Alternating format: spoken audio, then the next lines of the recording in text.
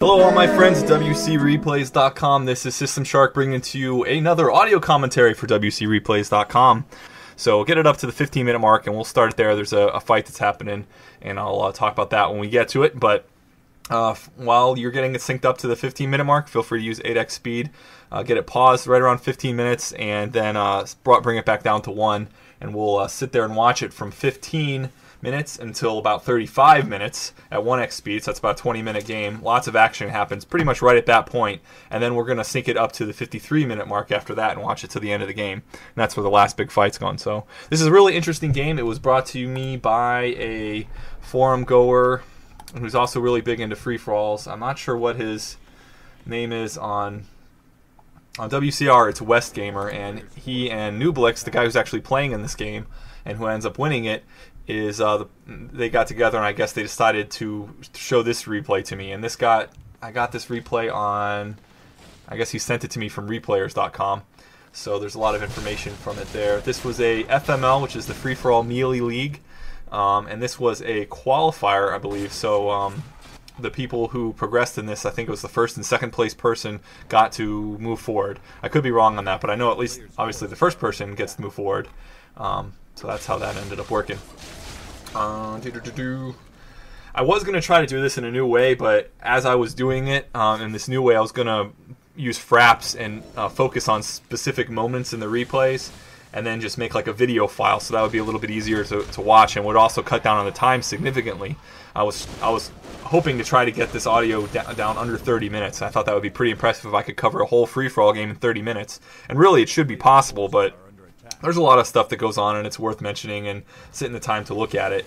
But as I was doing it, I found out that most of the action happened at 2 points, and I figured, well, instead of having to go through the trouble of creating a video file, making sure everybody can watch it, and then syncing up my audio, it would have been a big hassle. And this replay actually lended itself pretty good to just focusing on 2 specific chunks of time in the replay, so that's why we're doing it this way.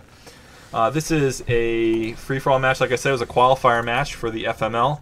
Nooblex is playing it. He's a Nightelf player, I think he's one of the top ranked, if not the top ranked player for the FML. You can check out the ladder. I will link to the page if I can find it. Let me see. I'll include it in the audio somewhere. It's masters-league.com/FML. That's the name of it there. And also you can watch a lot of replays at FFAreplays.com if you're into free-for-all.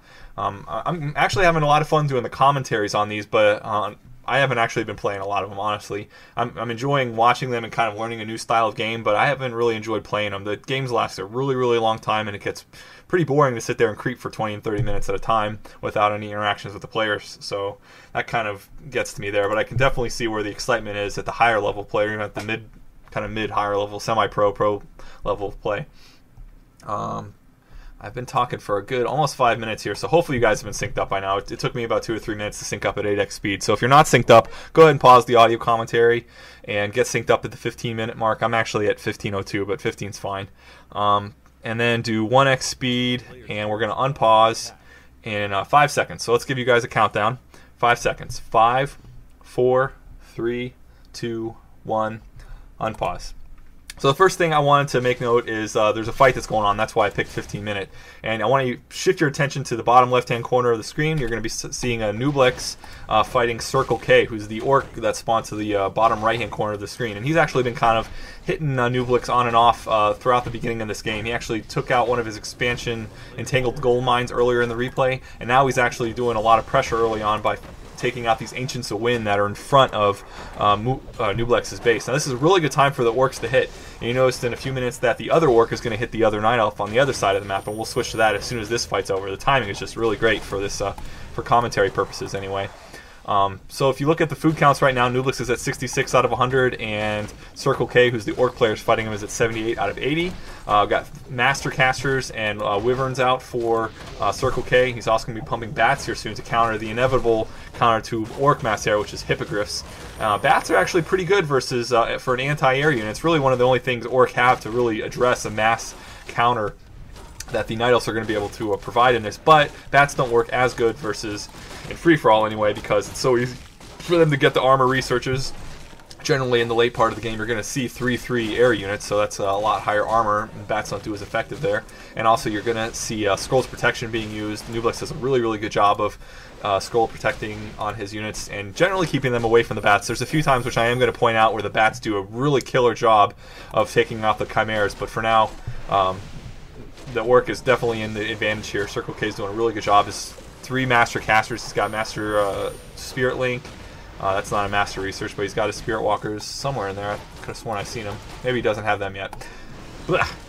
Master Witch Doctors and Master Shamans definitely, though, because you see the healing wards that can be placed here in a little bit, and also Bloodlust is being used, which is something you don't really see in 1v1s, and this is really cool because you get to see a lot of stuff that you don't see naturally in watching 1v1s, because typically Orc players aren't going to be going Master Casters because it's a lot harder for them to be effective. Now, consider if someone was to use like a lot of Raiders and stuff. In free-for-all, I hardly see any Raiders being used by Orc players, which is really odd, you'd think, but, I mean, in the big term, or the big picture of the game, it's harder for them to make Raiders effective. So Nooblex got a lot of, took a lot of hits there, took out 3 of his Ancients of Wind, didn't really have a lot of his army out, and was only able to kill off the Panda and Brewmaster for the Circle K. Shift their attention out of the top right of the map. We're going to be watching a fight with Daselen, I don't know if I'm saying that right, and Dark Elf Mir. Now, this Orc player really takes out the Night Elf player and really was able to decimate him. In this fight, he's pretty much going to be able to take out completely the entire Night Elf base, and he leaves them extremely crippled. But he doesn't finish him off, and we're going to see later on in the game why that was a huge mistake. He wasn't able to finish him off, left him just with 1 Wisp that was able to get out and make 1 Tree of Life, and eventually he made 2 of them and able to expand and stuff and eventually rebuild. And at the end of the game, it's really going to hurt this Orc player that he wasn't able to finish him off. But he did a great job of attacking at this time, as did Circle K when he was fighting. If you look at the food counts, we're going to see Dark Elf Mirrors at about 65, just dropped to 58, and Dawson is at 80 out of 100, really good. So if you're an Orc player and thinking about free-for-all, look at these Orc players here. Both of them went Wyverns, both of them have Tri-Hero, both of them have Master Casters, Shaman, and Witch Doctors.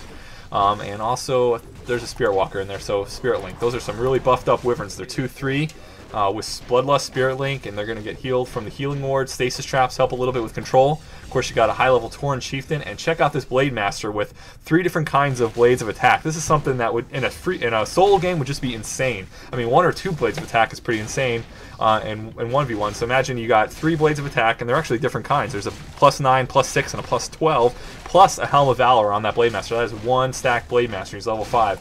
So that had a big influence on why he was able to come in at 20 minutes in the game, a little bit less than that, and was able to come in and just wipe this Night Elf player out.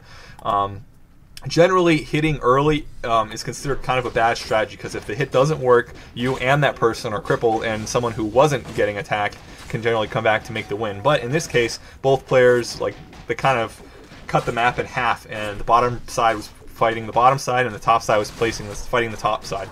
So you don't really see all 4 players interacting until later on in the game. And actually, you don't ever see it in this game, because they pretty much stick to their own sides until later in the game. We'll see. You'll see when it happens. So we're at 19 minutes. So we're going to go to 35. So we still got a lot of stuff to talk about. Like I said, it looks like Orange is going to be really decimated by this. He looked like he was trying to do a good job of blocking off his base on the left side of the map. You see with those Ancient Protectors, but the whole southern side of his base was left wide open, and that's where the Orc came in and just decimated him.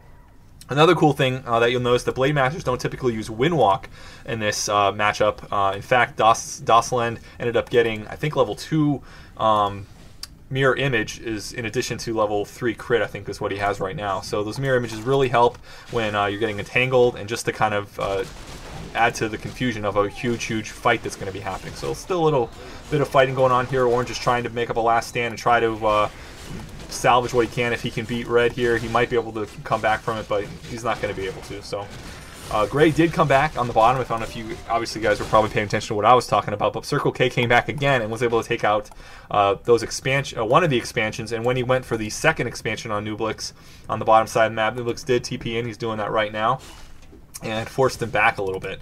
So a little bit of hit and run tactic here by Circle K. This time that's spent kind of going back and forth is part of the game. Obviously, you want to try to not make the fights happen unless they're under your terms. Again, we see a lot of bats being used here. There's only he's got maybe 3 or 4 bats, and there's a lot more air than that. And again, just those 1 armor upgrades are really doing a good job of keeping those units alive from the bats doing their suicide move on them.